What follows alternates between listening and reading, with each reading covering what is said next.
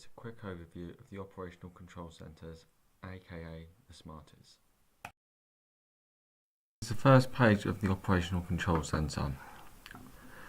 This is the overview for the entire organisation, which is split into each of the three main sites, so Kent Canterbury first, QEQM and William Harvey, with an aggregated number for the entire organisation. The first page is a general overview showing key performance indicators, which are also uploaded to the wider health economy. So for example, first we've got the number of patients currently in department, which is none at Kent and Canterbury due to the time of day, and 48 at QE and 61 at William Harvey. Or any number underlined within the operational control centre will take you to that part of the PTL with those numbers selected. So if we just click on the 48, it will show you 48 patients that are currently at the QEQM at a patient level to be able to see further detail.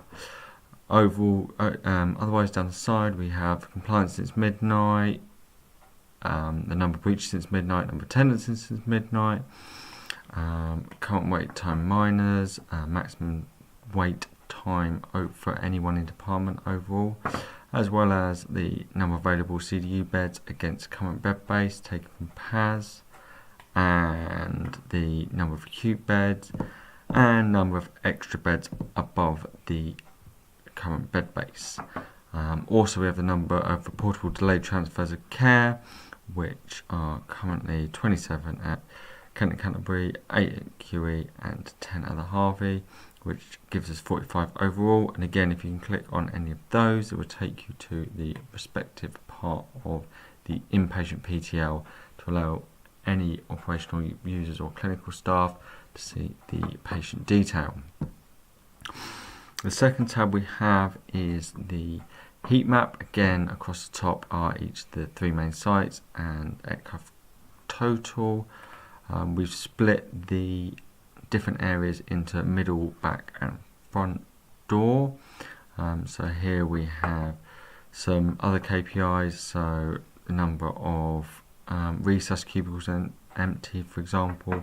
So QF 2 and the Harvey has 1. This is taken from the location recorded on eCAS card. We also have some inpatient metrics such as number of CDU beds empty, which is the same as the first tab, and the back door we have predominantly delayed transfers of care, but also the number of expected discharges today and tomorrow. These are all aggregated up and scored and weighted to give each of the different areas a colour, and that colour is aggregated up at a site and trust level. So the idea is it gives the users a quick overview of which part of flow in the site and organisation is under most pressure. The third tab is a ward view, which it's anticipated in time will be used to run the bed meetings. So we have, again, any underlying value means users can click on the number and it will take you to the relevant part of the inpatient PTL, providing the user has access and is on the ECCUF network. So from left to right we have the number of empty beds against the current bed base. We have the number of inliers, which is the same number of outliers, so that's where the consultant specialty is different to the ward specialty, but grouped up at divisional level. We have the number of patients on the IDD caseload. We have the number of patients who are medically fit for discharge. We have the number of delayed transfers of care. We have the number of patients who are definitely and potentially going home today, and the number of patients potentially or definitely going home tomorrow. These definites and potentials are collected manually at the board rounds or otherwise from the inpatient PTL, and if those numbers are clicked on, then it will take you to the specific patients. we have got, then this number can be drilled down by each of the individual wards, and again those numbers can be clicked on, so that will take you to the 2 patients who are currently definitely going to go home today on Hartwell ward.